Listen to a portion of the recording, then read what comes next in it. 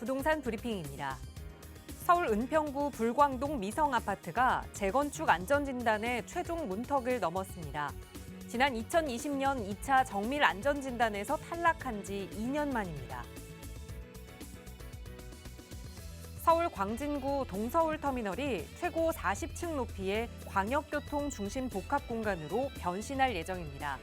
서울시는 내년 상반기까지 민간 사업자와 사전 협상을 마무리하고 2024년 착공할 계획이라고 밝혔습니다. 지난달 건설기업 체감 경기가 2년 5개월 만에 최저치를 기록한 것으로 나타났습니다. 건설기업 경기 실사지수가 기준선인 100을 밑돌면 현재의 건설 경기 상황을 비관적으로 보는 기업이 낙관적으로 보는 기업보다 많다는 의미입니다.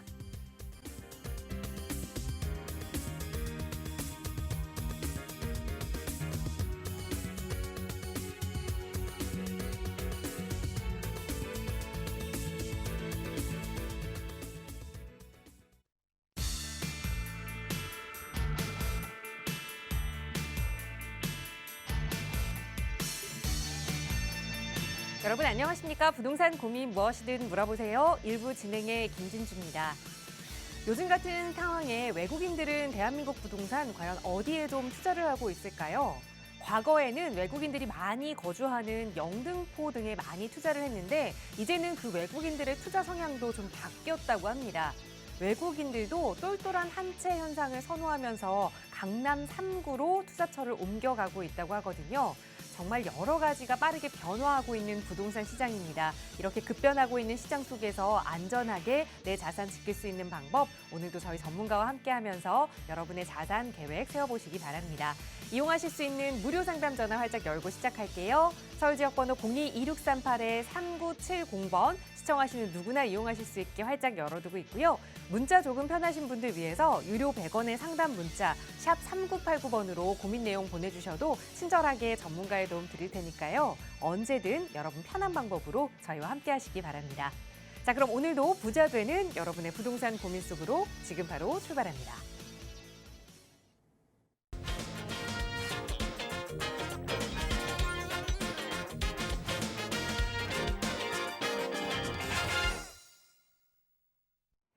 네, 날은 조금 쌀쌀해졌지만 가을 하늘만큼은 청명하게 밝게 빛나고 있는 것 같습니다. 여러분 마음도 그렇게 밝아질 수 있도록 오늘 함께해 주신 전문가 바로 소개해 드릴게요. 주식회사 차원부동산투자연구소의 차인원 대표 나오셨어요. 대표님 어서 오세요. 네, 안녕하십니까. 코로나도 좀 지금 현재 버거운데 이번에 독감, A형 H3N2라고 하는 가장 강력한 독감이 지금 우리 주변에 왔다고 합니다. 낮과 밤의 온도차가 심하니까 지금 같은 경우는 조금 덥더라도 이불을 좀 덮고 주무시는 게 좋을 것 같습니다. 쾌적한 수면을 통해서 감기를 좀 물리쳤으면 좋겠습니다. 요즘 우리가 심리적으로 독감보다 무서운 부동산 규제, 그리고 더 금리 인상, 대출 규제, 그리고 우크라이나 전쟁, 지금 현재 이 감기는 극복할 수 있다고 생각하는데 이 심리는 극복하기가 힘듭니다. 이런 때는 견뎌야죠. 감기도 견디면 우리가 더 건강해집니다. 역시 우리 또 경제도 잘 견디면 반드시 골이 깊으면 산이 높아지듯 또 좋아질 겁니다. 지혜롭고 좀 아껴 쓰고 그리고 좀 더 열심히 해서 우리 조금이라도 저축하고 조금이라도 견디도록 노력했으면 좋겠습니다. 자, 부동산 고민 굉장히 많으시죠? 지금 전화 주시기 바랍니다. 시원하게 해결해드리고 시원한 상담해드리도록 하겠습니다. 네, 쌀쌀해진 날씨에 여러분의 건강을 좀 염려해 드렸는데요.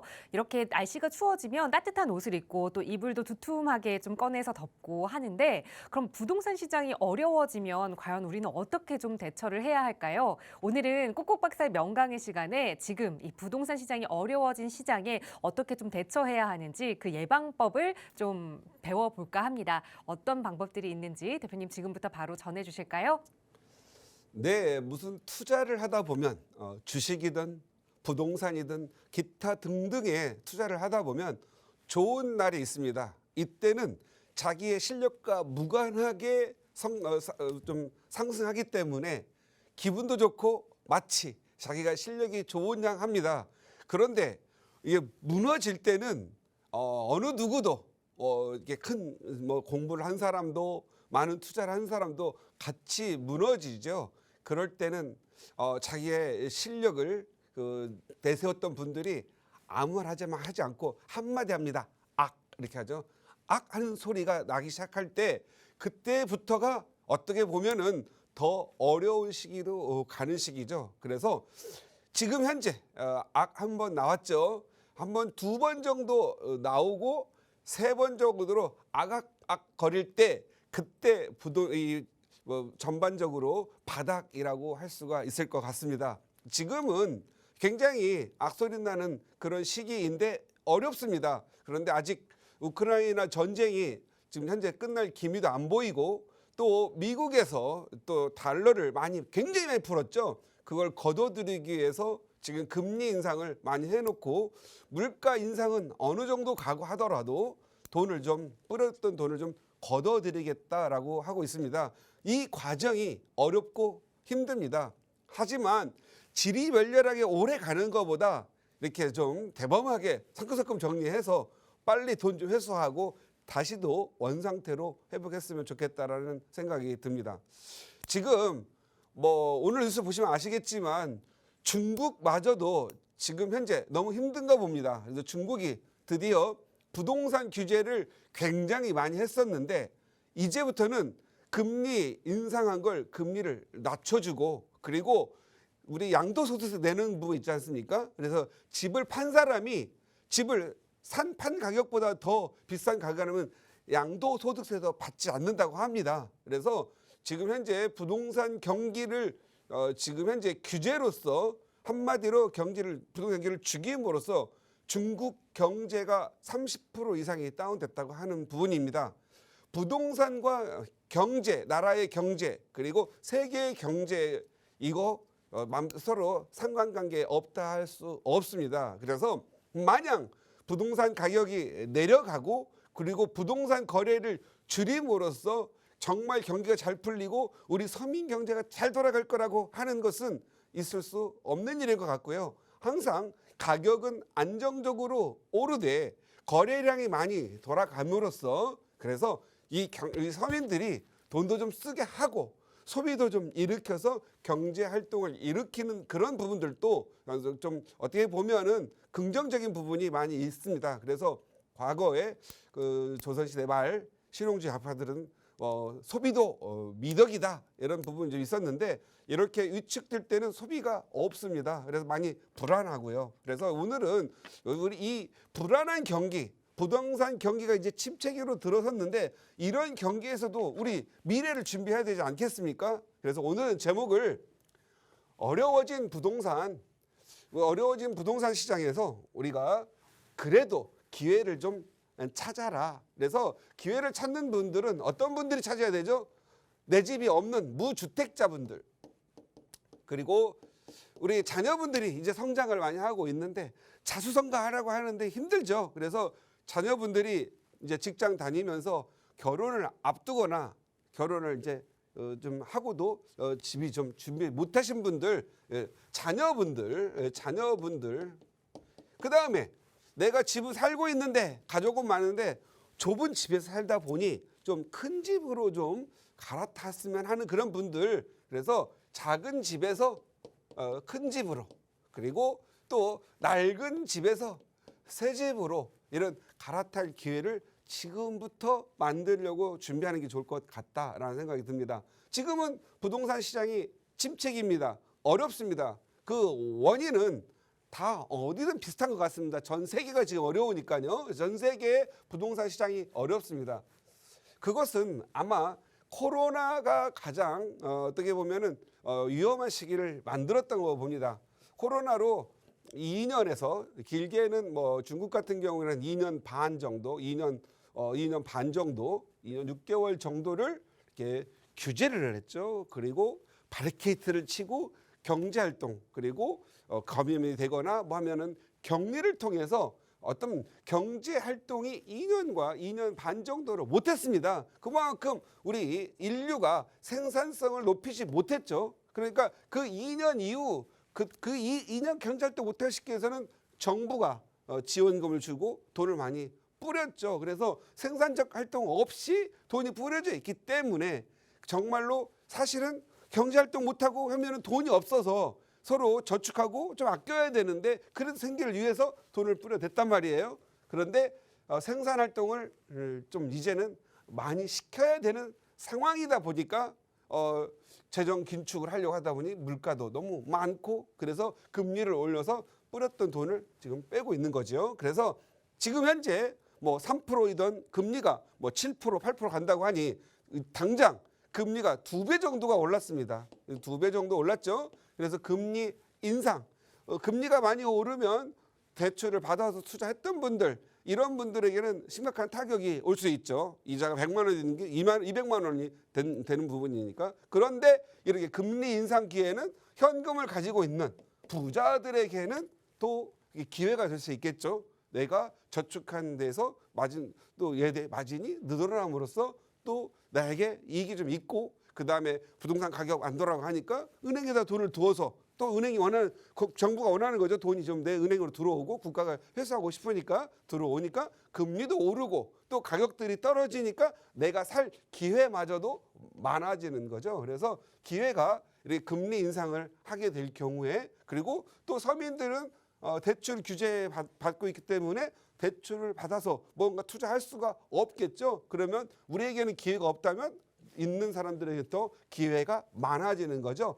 사실 금리 인상과 대출 규제는 어쩔 수 없는 선택 그리고 또 과열된 경기 과열된 물가 상승을 또 좀 잡고자 하는 부분에서 선의의 어떻게 보면은 안정을 사는 거지만 이 금리 인상과 대출 규제는 사실은 서민들에게 더 옥을 줄 수 있는 그러한 또 부작용도 없지 않아 있습니다. 그리고 지금 현재 부동산 규제가 결국은 금리 인상, 대출 규제가 부동산 규제 속에 많이 있죠. 뭐 LTV를 줄이고 그다음에 대출 받는데 그 LTV는 풀어줬다 하나 개인 부채, 총부채 상환 비율 DSR은 아직 손도 안 댔기 때문에 사실은 현재 시장에서는 대출 받을 수가 없죠. 그런데 부동산 규제 이것은 결국은 집값을 내리는 것보다도 집값을 좀 안정화시키는 부분이었죠. 급격한 상승을 좀 막으려고 했는데 규제를 하다 보면 당연히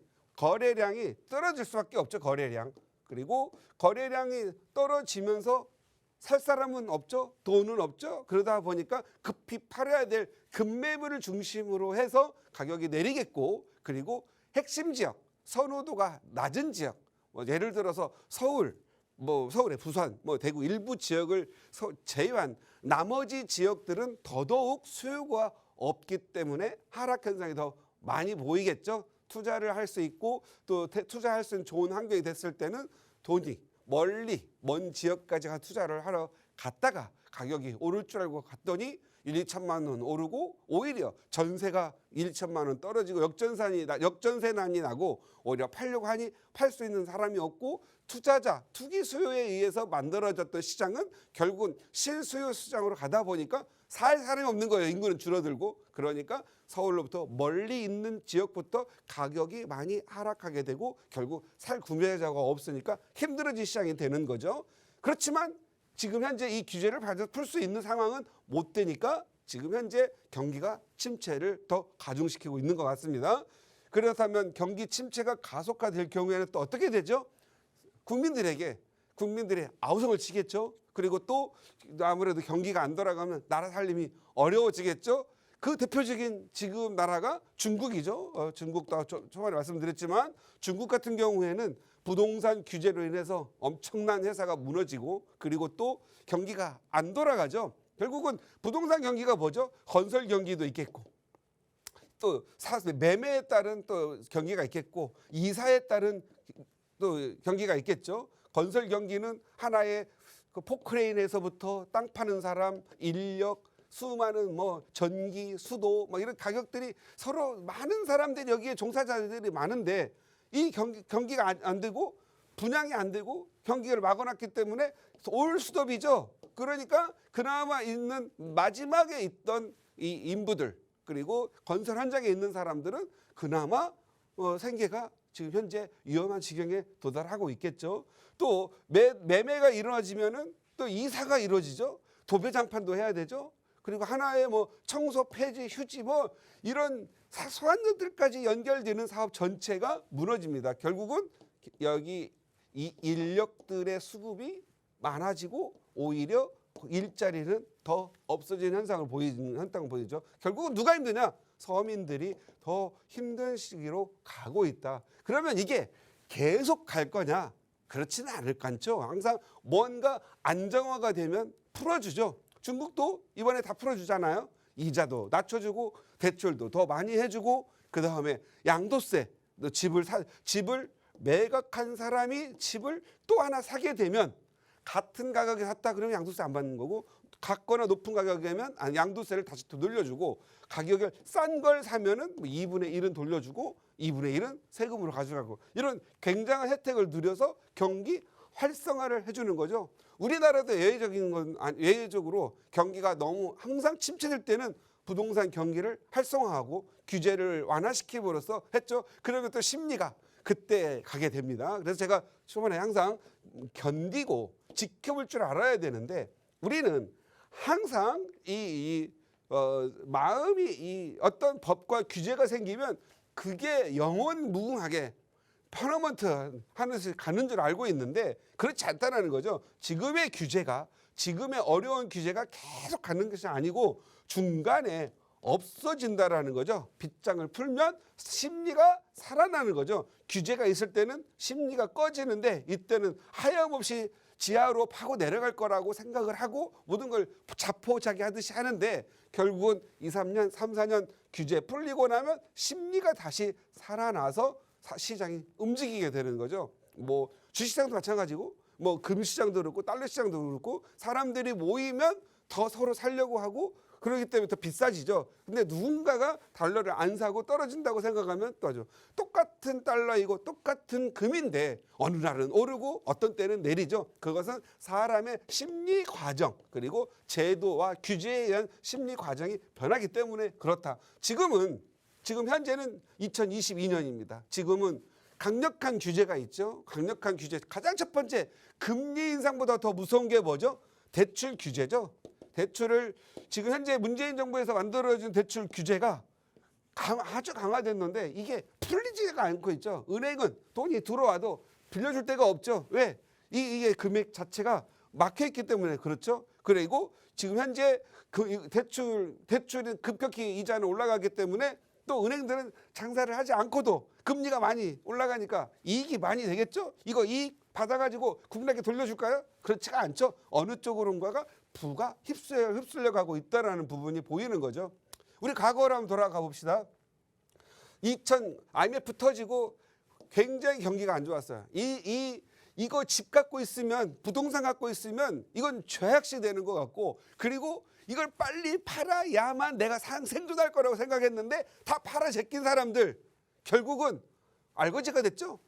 그런데 멋모르고 그냥 팔지 못해서 갖고 있었던 분들 그리고 돈이 많은 돈이 많은 부자들 그냥 나오는 거 사고 싶지 않아도 어쩔 수 없이 그냥 줍줍이로 사놨는데 그게 2001년에서 2005년 사이에 가격이 많이 올랐죠. 올라서 과거 IMF 때 가격을 치고 올라가면서 또 2007년부터 규제가 들어오기 시작하죠. 그리고 2008년 리먼 사태가 터지면서 또 가격이 폭락을 하게 됩니다. 이때도 역전세난 나고 하우스푸어 나서 또 다시 제2차 폭락기에 거치면서 부동산 시장 이제 끝났다라고 생각을 했죠. 그래서 또 열심히 팔아 제꼈죠. 그런데 1차 때 당하신 분들이 야 이거 옛날에 보니까 2, 3년 견디면 판 사람만 손해오고 산 사람이 이익이 나더라. 그래서 경험한 사람들은 갖고 있거나 좀 사들였는데 이때 처음 또 폭락을 맞이한 사람들은 심리가 불안하고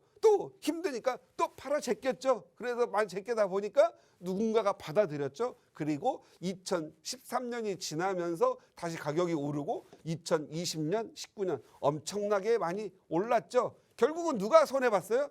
팔고 제낀 사람이죠. 그런데 산 사람들은 이익을 보고 그리고 판 사람들은 지금 현재 한때 공황 상태, 우울증까지 현재 빠져 있죠. 지금 가격이 내린다고 해서 사람들이 많이 좋아하는 사람도 있겠죠. 불안한 사람도 있겠죠. 그런데 대부분 제가 느끼는 서울에서의 아파트 가진 사람, 서울에서의 부동산 가진 사람들의 성향을 보면 내가 2013, 14, 15년 싸게 샀기 때문에 많이 올라서 2, 3억, 3, 3억 내려도 또 가지고 버티면 되겠지라고 생각하는 사람들이 의외로 많다라는 거죠. 왜?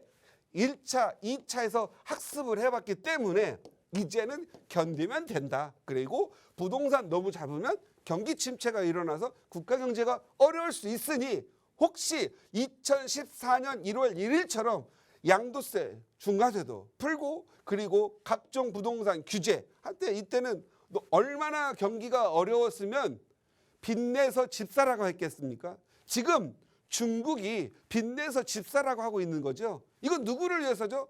국가의 경제를 위해서 하는 거죠. 결국은 어떤 것들이 항상 경기라는 부분은 이렇게 보면 이 시소와 같아가지고 규제가 너무 많으면 기울어서 경기가 침체가 되고 또 어느 정도 규제를 풀면은 경기가 활성화돼서 전 국민이 더 편해져요. 그래서 이 적정한 수준을 찾는다라는 것, 적정한 규제와 적정한 또 이 활성화를 위한 정책 이런 것들이 상당히 어렵다. 그래서 이 전 국민들이 불안을 느끼지 않으면서 가장 적정하면서 생산성 5에서 6% 정도의 건전한 인플레이션 속에서 살아가는 건 쉽지만은 않다. 그런데 지금 현재 강력한 거 지금 이게 뭔가 이제 산이 이게 높으면 골도 깊고 또 골이 깊은 산도 높아지듯이 기간도 그렇습니다. 서서히 규제를 하면 이 기간, 이 규제의 기간이 길어지고 또 가파르게 하면 또 이 규제의 기간이 짧아질 수밖에 없지 않겠느냐. 그래서 지금은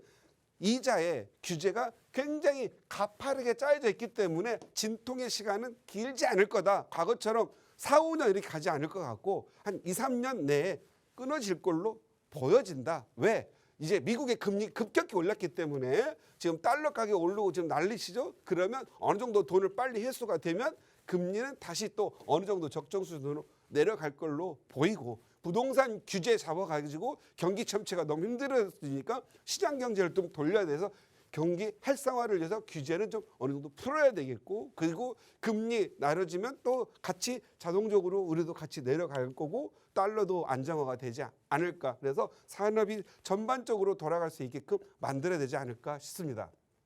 그러면 우리가 이걸 그냥 계속 이 어려운 시기를 이게 지금 겪고 있는데 이 어려운 시기에 우리 부동산 시장을 수수방관만 할 수가 있겠느냐? 나 직장인이고 나 어느 정도 돈이 있고 그리고 나는 내 자식들을 위해서 어느 정도 그동안 저축한 게 있는데 나를 좀 뭔가 도와주지 않겠느냐? 이게 필요할. 이래서 내 집 마련을 할 기회가 온 거잖아요.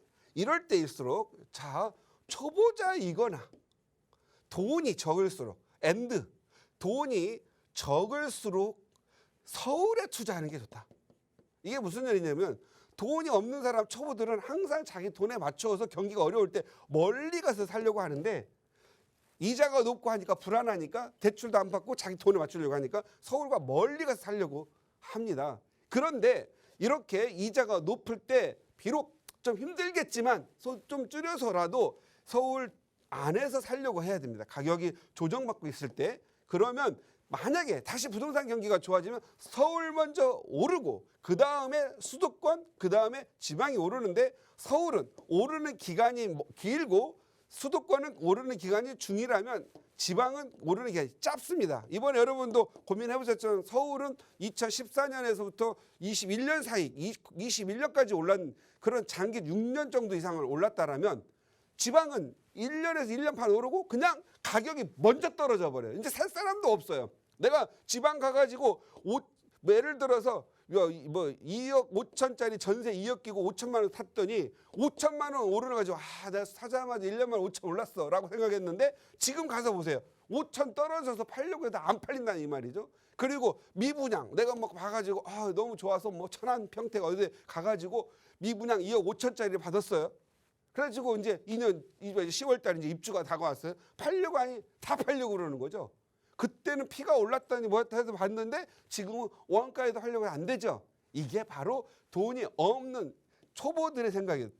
이 지방이나 그다음 소액 투자를 여러 채 투자하실 그런 분들은요. 가급적 서울에 아파트도 하나 둔 사람들이 하는 게 좋은 거지 아무 내 집도 없는데 무주택자가 이런 데 가서 사는 건 좋지 않다. 그래서 차라리 서울은 너무 비싸잖아요. 돈이 없어서 그래. 왜 강남이나 뭐 공덕이나 성수, 한남부터 이런 비싼 데만 보려고 하는 거예요. 서울 내에도 싼 데는 얼마든지 많다. 1억이나 2억 가지고도 투자할 수 있는 데는 빌라도 많고 무조건 아파트만 하려고 하는 거죠. 아파트만 더 많이 올랐어요? 작년에 지금 아파트 산 사람들 4, 5억 떨어졌다고 하는데 작년에 뭐 용산이든 뭐 아니면 뭐 연희동 뭐 이런 데 2억에 전세 끼고 산 사람들 3, 4억 올랐잖아요. 이게 타이밍이 중요한 거예요. 아파트 오르는 기간에는 아파트를 해야 될 거지만 아파트가 너무 많이 올랐을 때는 아파트가 될 만한 예정지, 재개발 예정지나 재개발이 진행되는 그런 데를 사시면 이렇게 아파트가 떨어질 때 재개발, 재건축하는 것들은 가격이 올라질 수가 있는 거잖아요. 그래서 지금 여러분들이 혹시라도 계획을 잡으려고 돈을 비축하고 있다 한다라면 제발 부탁인데 첫 집만큼이라도 서울에 사시기 바랍니다. 아파트 살 수가 없다라면 빌라라도 사시기 바랍니다. 그리고 서울에 사놓고 여유가 많으면 그때 지방 가서 괜찮아요. 근데 함부로 지방 가지 마시고 괜히 요즘 같은 경우에는 취득세도 높죠. 뭐 이것저것 또 보유세도 높죠. 이런 경우에는 내가 산 것을 안 팔고 꺼다 놓은 보리자처럼 팔고 싶어도 팔고 계속 내가 움직일 수 없다라면 더 나에게 어려운 일이 다가오니까 차라리 팔기 쉽고 가격이 오를 수 있는 지역으로 하시고 빌라가 좁고 그리고 또 뭐 내가 생각할 때는 좀 뭐 내가 아파트 살려고 하는 게 좁다 그러면 사놓고 재건축 재개발도 하게 두고 본인은 멀리 가서 원래 살려고 했던 동네 가셔가지고 전세 끼고 전세 자금 대출 좀 받으셔서 거기서 주거로 하시기 바랍니다. 분명히 투자는 서울에 해두셔야 되는 걸 저는 꼭 했으면 좋겠고 초보분들 내 집 마련하시는 분들 내 살림 내 깨끗한 집 돈은 작은데 깨끗한 집 넓은 집 찾아가지고 가서 이상한 데 살잖아요. 거기에 살림살이 2, 3천만 원 그거 아까워가지고 절대 서울 못 나와요. 그래서 정말로 중요한 부분은 내가 지금은 없을 때는 작고 허름한 집일지라도 서울에 하나 해두시고 인구가 앞으로 서울에 앞으로 뭐 2050년 넘어가면 뭐 우리 우리나라 인구가 3,800만이 줄어든다잖아요. 3,800만이 줄어들면은 그 사람들이 다 이게 지방 같은 데 흩어져 살 것 같아요? 아닙니다. 학교도 없고 행정기관도 없기 때문에 사는 건 오히려 서울이나 또 부산 이런 데 대구, 대전 이런 데로 오는 거고요. 멀리 있는 것은 자가용 타고 가서 아니면 KTX, GTX 타고 가서 농사나 회사 갔다 오고 다시 들어온다는 거죠. 그래서 앞으로 우리 초보자님들 자는 것은 서울, 일은 멀리 이런 생각으로 한번 하셔가지고 정말 이제 기회가 오니까 정말 좋은 투자, 좋은 지역 선정할 수 있도록 하고 좋은 지역, 투자 지역, 좋은 지역 선택하는 것은 선호도가 높은 지역을 사라. 사람의 감정에 충실하라. 내 감정을 모르면 내 아내, 내 엄마가, 내 부모님이, 내 여동생이 좋아하는 동네를 사라. 그게 투자의 감이다. 이렇게 말씀드리도록 하면서 마치도록 하겠습니다. 네, 지금 같은 위기 상황 속에서도 이 알맞은 투자처를 찾는 방법, 그 노하우를 전달해 드렸으니까요. 이거 잘 적용해서 이 지역이 그 지역인 것 같아라는 생각이 좀 드신다면 결정하시기 전에는 꼭 전문가의 상담 받아보세요. 저희 언제나 무료로 여러분 부담할 수 있는 방법 함께 도움드리고 있습니다. 02-2638-3970번 무료 전화 누구나 이용하실 수 있고요. 유료 100원의 상담 문자 샵 3989번도 열어둘게요. 자, 남은 시간은 바로 이어서 여러분의 고민 이야기 나눠보는 시간 가져보겠습니다. 오늘 첫 번째 시청자분 전화 바로 연결할게요. 여보세요. 여보세요. 네, 안녕하세요. 반갑습니다. 네, 반가워요. 네, 신우장님 오늘 어떤 고민 함께 좀 이야기 나눠볼까요? 저는 네, 저는요 근린시설 속에 이제 다중주택 3개층하고 네, 위에는 이제 상가하고 이래 갖고 영업을 하는데 네, 하고 있는데 제가 딸 거를 네. 딸이 이제 41살인데 결혼도 안 했어요. 아직 안 네. 했는데 꼬마 건물을 하나 샀어요. 꼬마 건물. 이제 직장을 고시 공부하다가 직장을 안 나가고 집에 있으니까 네. 초도 생활을 할 수가 없어서 제가 이제 그걸 해서 네. 정렬을 해서 이제 조그마한 34평짜리 북향 코너에다가 땅을 다가구 주택을 하나 마련해줘서 한 달에 월세가 보증금 한 7억에 월세가 한 350 정도 나오는 걸 해줬어요. 네. 그러는데 그거를 팔아가지고 이제 2017년도에 해줬거든요. 네. 17년도에 해줬으니까 이제 그거를 되기는 100% 잘 되는데 팔아가지고 나 건물 이게 내가 나이가 많다 보니까 네. 자꾸 힘이 들어서 이 건물 속으로 집어넣고 싶은데 네. 거기 맞은 건지 그리고 또 제가 뭐냐 하면 봉천동 4-1-2 지역에 또 아파트를 또 재개발을 하고 있는 아파트를 하나 해놨어요. 네. 그래서 우리 딸을 이제 그걸 팔아가지고 네. 아파트를 해주든지 증여를. 이걸 좀 해주든지 하려하니 그게 안 팔려서 어떻게 하면 좋겠나 싶어요. 네, 알겠습니다. 그러니까 우선은 지금 따님 명의로 되어 있는 봉천동의 다가구 주택을 파느냐 마느냐 이게 가장 궁금하신 거죠? 예. 저희가 그거 정확한 상담을 위해서 주소 좀 여쭤봐도 괜찮을까요? 예, 중앙동 887의 19번지. 정왕동 88길에 중앙동 예, 88길에 887의 19번지. 19. 여기에 이제 19. 다가구 주택을 따님 명의로 보유하고 계시고 여기서 예. 7억에 한 350 정도 돈이 나오고 있긴 하지만 그래도 이걸 좀 매도하고 다른 방향으로 좀 투자를 하는 게 어떤가 이걸 보시는 거죠? 다른 방향으로 네. 하는 게 아니고 내가 이 건물이 근린생활시설. 네, 근린생활시설인데 내가 나이가 이제 들다 보니까 힘이 들어요. 그래서 네. 그 딸을 어떻게 해서 이거를 그걸 증여를 해줄까를 보시는 거예요. 그걸 팔아서 이걸 해줘야 될런지. 알겠습니다. 그러면 우리 네. 시청자님 명의로 보유하고 계시는 근린생활시설도 봉천동에 있는 시설일까요? 이 낙성대 전철역 가까이 있어요. 낙성대 근처에. 그래서 따님 명의의 이 다가구 주택을 매도하고 우리 시청자님 명의의 이 근린생활시설로 증여를 하든 다른 방법을 좀 찾아보는 게 어떨지 보시는 것 네네. 같아요. 한번 이 네네. 지역 이야기 두루 좀 나눠볼게요. 대표님과. 나는 좀 빠져나가도록. 알겠습니다. 대표님과 먼저 인사부터 나눠보세요. 네. 네, 안녕하세요. 안녕하세요, 박사님. 네. 반갑습니다. 반갑습니다. 제가 항상 유튜브에 들어가면 박사님 방송하시는 거 잘 보고 있어요. 네, 그래서 오늘부터는 예. 거기 투브에 가지 마시고 저희 186번 지방에서는 168번 매주 186번 예, 186번 유튜브에 아니요 TV 186번이요. 텔레비에 네, 팍스 TV 예, 186번 이렇게 예. 매일 1시에서 3시까지 저희들이 이렇게 시청자님들하고 고민 상담 해드리고 있거든요. 예. 집에서 이렇게 혹시라도 계시면 직접 이렇게 생방송으로 보는 것도 재밌습니다. 예. 예, 감사하고요. 전화 주셔서. 네. 봉천동이 최근 가격이 많이 올랐죠. 예, 좀 올랐는지 살고 있으니까 잘 모르겠는데 네. 제가 이제 나이가 이제 제가 이제 48년생이거든요. 시간 관계상 많이 네. 질문을 충분히 들었거든요. 예. 일단 제가 이제 이게 결론만 제가 내볼게요. 문자를 보냈어요. 예. 예. 지금 제가 봤을 때는 사실 시점이 2015년 꼬마 건물 샀다고 하셨거든요. 예? 2015년도에 꼬마 건물 따님 앞에 사줬다고 하셨잖아요. 17년도에. 아, 17년이에요. 네, 15년과 17년은 가격이 많이 오를 때고 땅값도 많이 올랐을 거예요. 그리고 땅값이. 보증금 7억에 월세가 350 정도 나오고 있는 거죠. 예. 예, 그러면 일단은 따님이 직장이 없으니까 350이면 일단 생활은 가능하네요. 그죠? 예, 딸이 이제 현상 유지는 예. 하고 있어요. 그런데 집 관리는 지금 어머님 모친께서 해주시는 거예요? 예? 그러니까 딸이 집 관리를 안 하고 우리 어머님 본인께서 해주시냐고. 있어요. 딸이 이제 고시 공부하다가 이제 그만두고 예. 이제 직장에 안 들어가고 그만 그 관리하고 건물도 관리해주고 그래 있는. 예, 예, 딸이 하고 계신다.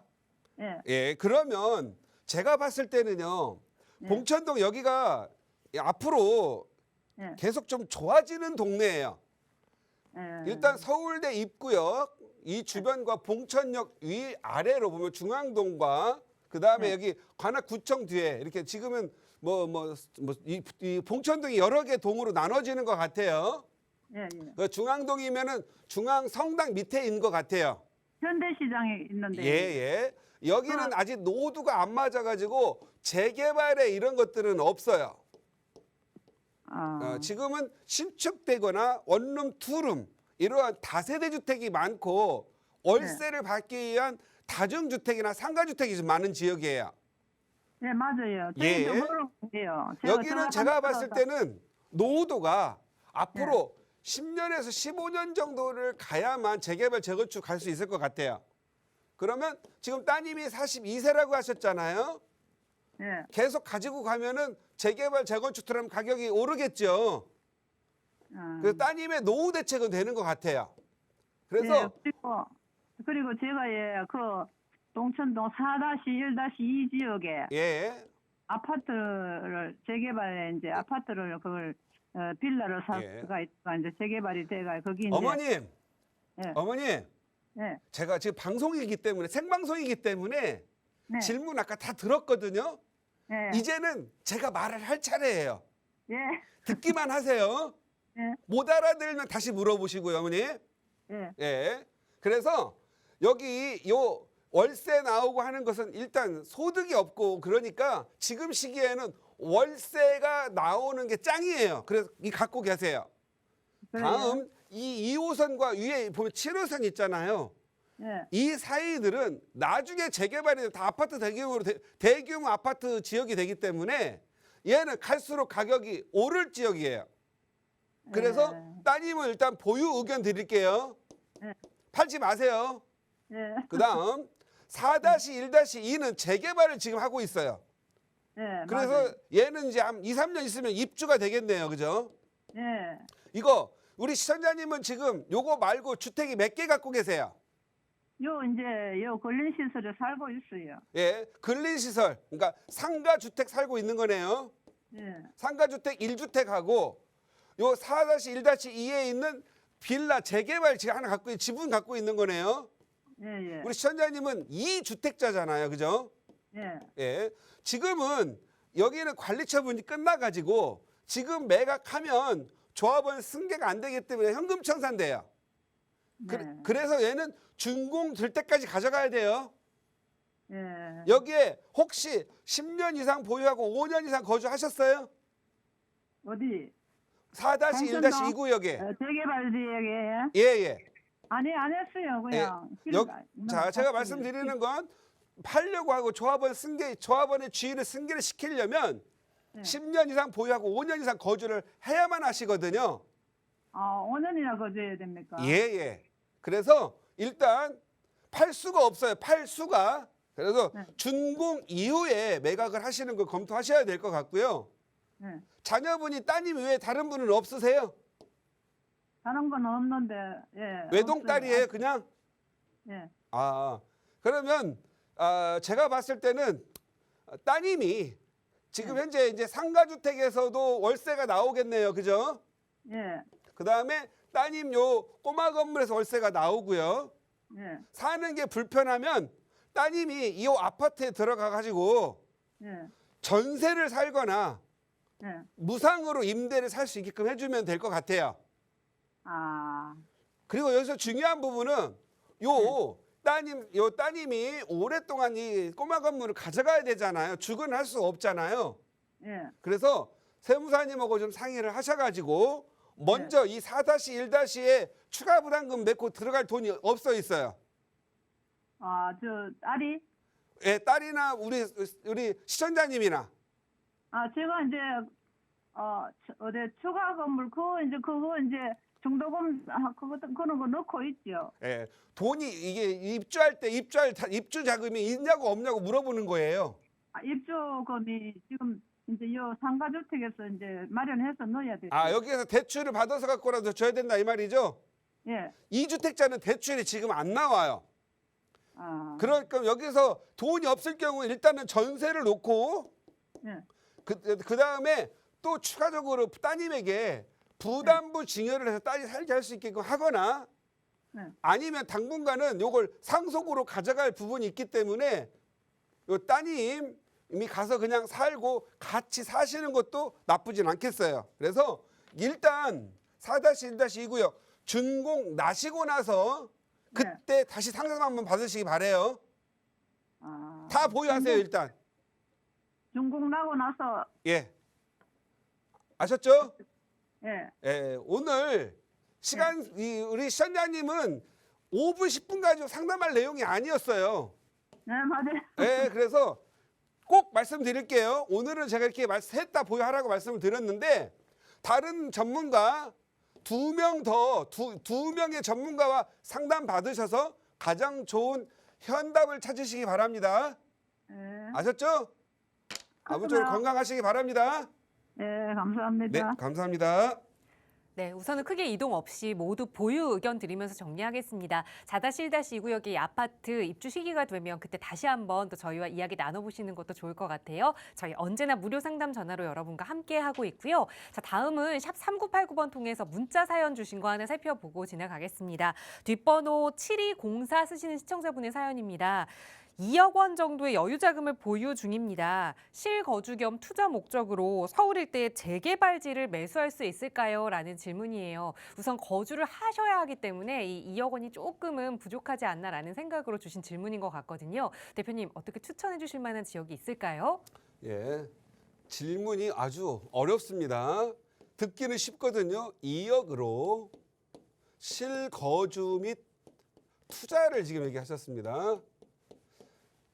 또 거기다 대고 더하기 재개발 지역을 얘기하셨거든요. 딱 답은 쉽습니다. 불가합니다. 일단 2억으로 이걸 아셔야 되는 게 뭐냐면 우리가 보통 보면 정비구역 지정이라는 게 있습니다. 정비구역 지정.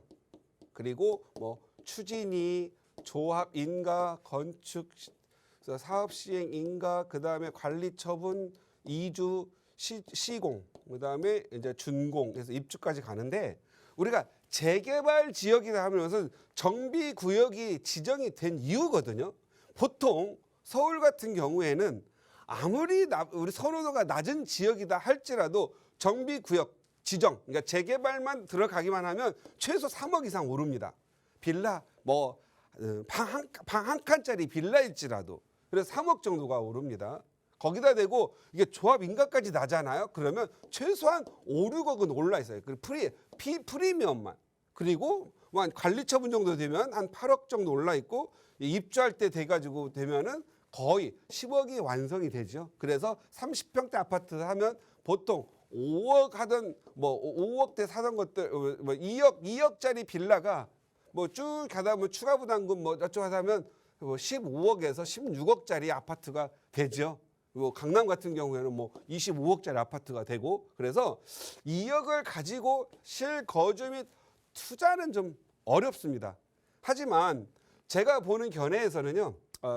실거주 투자 이렇게 하는 것보다 실거주와 투자를 좀 분리했으면 좋겠고 만약에 이런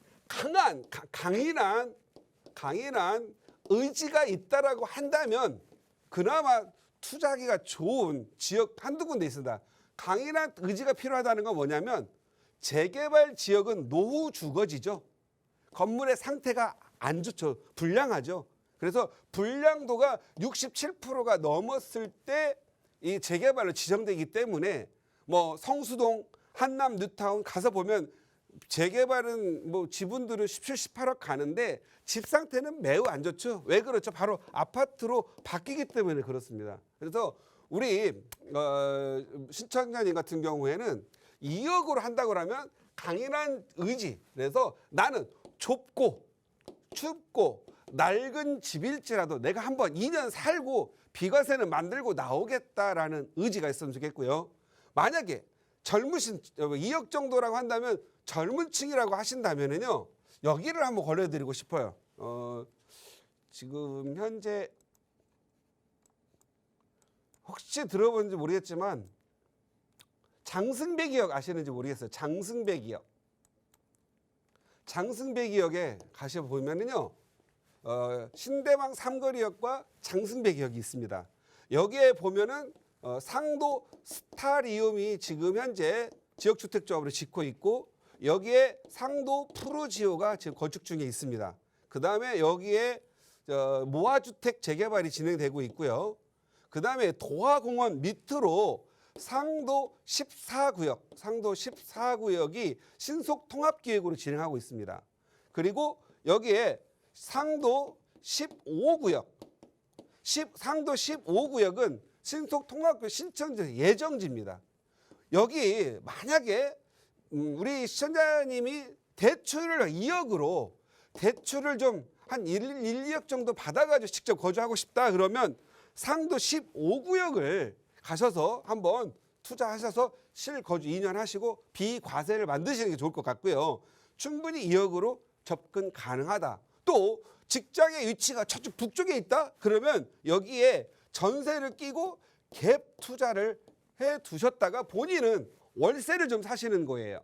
아니면 지금 현재 상도 14구역 북축 여기 역세권이죠. 여기 역세권에 노후도가 60%가 좀 넘는데 여기 재개발 예정지가 있습니다. 재개발 예정지. 저는 여기를 매우 좋게 봅니다. 별표 3개 이상을 줄 수 있습니다. 투자성 매우 좋고요. 투자 가치 높습니다. 그래서 지금 여기 이 지역을 잘 살펴보시면 장점이 뭐냐면요. 일단 한번 보실까요?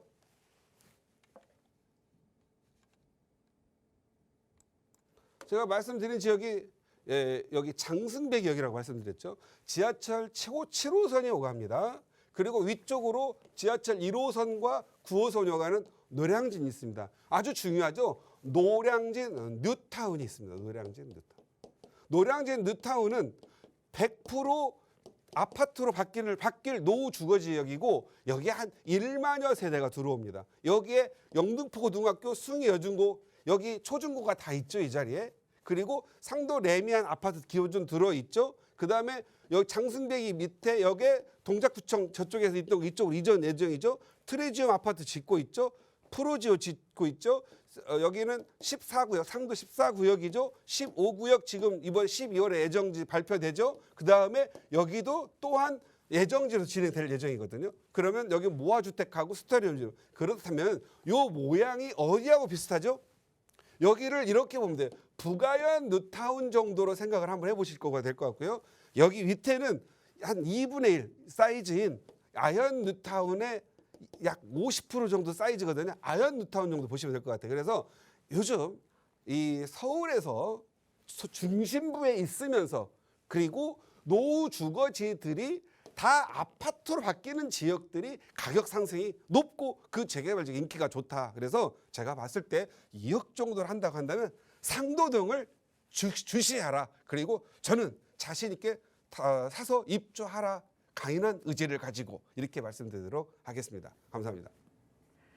네, 정말 어려운 조건이라서 처음에는 좀 불가능하지 않을까라는 생각했는데 전문가와 함께 이야기를 나눠보다 보면 또 그 안에서 정답을 찾을 수 있습니다. 그 2억의 조건에 맞춰서 지역 하나 일러드렸으니까 꼭 임장활동도 해보시고 또 어려운 점 생기시면 언제든지 연락 주세요. 저희 나가고 있는 무료 상담 전화 02-2638-3970번 시청하시는 누구나 이용하실 수 있게 언제나 열어두고 있고요. 문자 조금 편하신 분들 위해서 유료 100원의 상담 문자 샵 3989번으로 내용 보내주셔도 자세하게 전문가의 도움 드릴 테니까요. 언제든 저희와 함께 이야기 나눠보시기 바랍니다. 아울러 저희 프로그램은 여러분께 보다 다양한 정보 제공하기 위해 마련되고 있습니다. 해당 부동산의 가치, 매물 가격의 상승 하락은 보장하지 않는다는 점 꼭 유의해 주시기 바라고요. 저희 잠시 후 2부에서도 계속해서 여러분의 고민 살피기 위해 돌아올 테니까요. 많은 시청과 참여 부탁드립니다. 1부 함께해 주신 여러분 고맙습니다.